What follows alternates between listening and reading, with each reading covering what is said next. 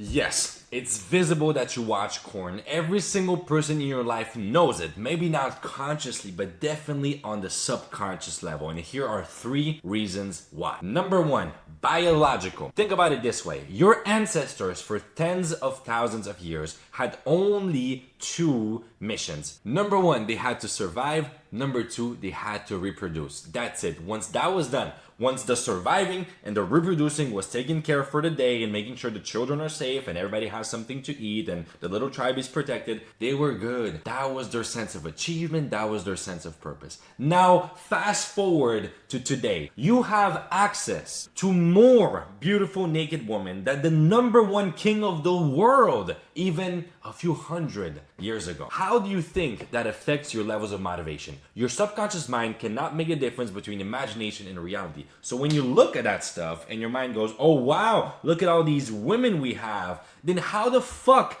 do you expect to have motivation to pursue other goals? If every single goal on a subconscious level, on a biological level, is 2 things, surviving and reproducing, if you have access to all of these women, what do you think happens in your subconscious mind? Your subconscious mind goes, wait a minute, we don't have to chase status, money, achievements. Why the hell would we do that when we've already achieved the most important part? Let's be comfortable, let's relax, let's celebrate. Your brain doesn't understand it's pixels on a screen. It's just bullshit. So people can sense that level of motivation. Of course they can. They can sense that spark in you, that fire dying off. You can sense it in yourself. Let's be real here. So if you know how you feel different after watching porn versus before, do you think people don't notice that? They might not know where it's coming from, but they definitely do. We all have this radar for physiology. We've been conditioned to read other people because we're very social creatures. So we want to know how people around us feel. So we read the person on the subconscious level. Everybody knows it, brother. And this is not to scare you, it's to give you a wake-up call. My job as a coach is never to tell my clients what they want to hear. It's to tell them what they need to hear. And that's how men grow. And by the way, before we move on to the second point, I just want you to know that I'm about to give you all the information, and on my YouTube channel, you have all the action steps you need to solve that problem by yourself. But in complete honesty, it's also just general information. So if you want to solve that problem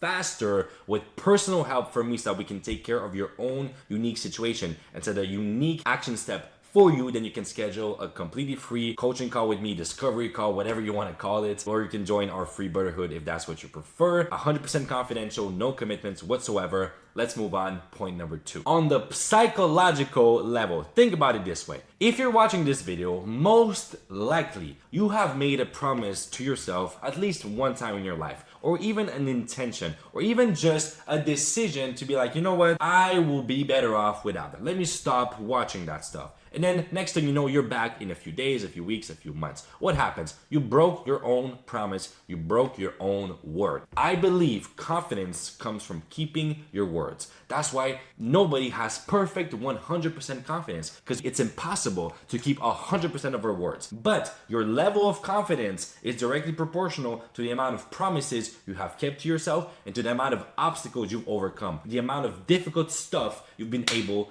to solve, difficult problems you've been able to solve. Therefore, what do you think happens when you make the promise, I will quit, it's the last time I ever do it, and you keep on coming back and you keep on breaking that promise? Your self-esteem goes down and down and down. Next thing you know, you cannot even trust yourself. And if you cannot even trust yourself, do you think other people will trust you? I'm telling you, man, I might be harsh here, but it's the truth. Man, something's off about that guy. I don't know if I trust him. It has happened to me many times. I'm not perfect. I've broken a lot of promises. I've broken people's trust 100%. I'm not no angel, but I've learned from that and I've grown, and now it's your turn to do it. Now, the third point is a very interesting one because a lot of people will probably not agree, and when we go into spirituality, which is a third point, there's a lot of conflict and stuff, but here's my perspective, and I'm gonna make it as common sense, logical as possible. What you're feeling down there when you're feeling horny is creative life energy. Sexual energy has the power to create life. Why? Because the reason you and I exist is because our parents had sex. Surprise, your parents fucked. That's how you became a human being. Sexual energy has the power to create life, and we have 2 resources. The way we use these determines the quality of our life and the results we get in our lives. We have time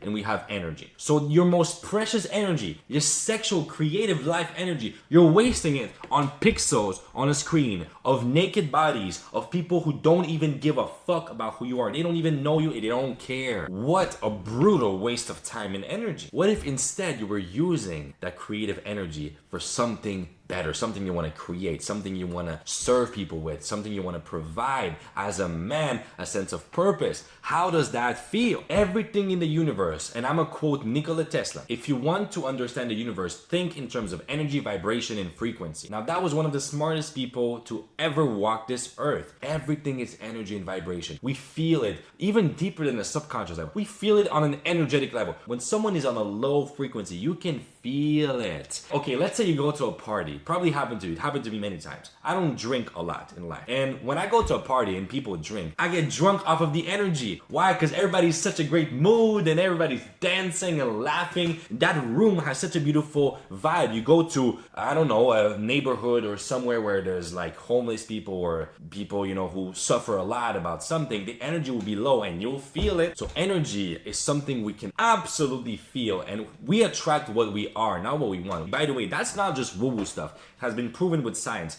Dr. Joe Dispenza, a world-renowned neuroscientist, quantum physicist, has been able to measure the frequency of different emotions, and there's literally this scale, and lust is at the bottom. I'm just saying it's even lower than shame. I was surprised. But all of this to say that people can sense that low vibration. Of course they can. You cannot outgrow your frequency and your vibration. It's so simple but so true. The point though is to make your vibrational home a very high vibrational home. So naturally you come back to a high state. And guess what? Corn is not gonna get you there. What happens when you watch corn? First of all, obviously it's lust. It's not about love at all. It's not even about sexual desire or sexual energy. It's pure lust. And then what happens? You're ashamed very often of it. You feel guilty. Even the stuff that is on there, you're attracted by stuff that is taboo, stuff you wouldn't share with people around you. So there's this sense of secrecy. There's this sense of, it's uncomfortable. We know the feeling. Like we don't like that shit. And that's exactly what the whole world of corn is. The whole industry is built on the lowest vibrations possible. And the reason I invite you to let that shit go is not because it's wrong and morally a sin. That's not my approach. That's not what I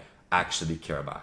It's just that you're living under your potential. There's so much more to life. There's so much more bliss and potential and contribution and service you can do and meaning and happiness you can reach. You're living under your potential. I'm saying that because I used to be in that position. And now looking back, I'm like, oh my Lord, how did you spend so much time with that bullshit? Not from a position of shame or regret, but from a position of, man, I love that younger version so much. And I'm just like, man, I'm glad where we're at now.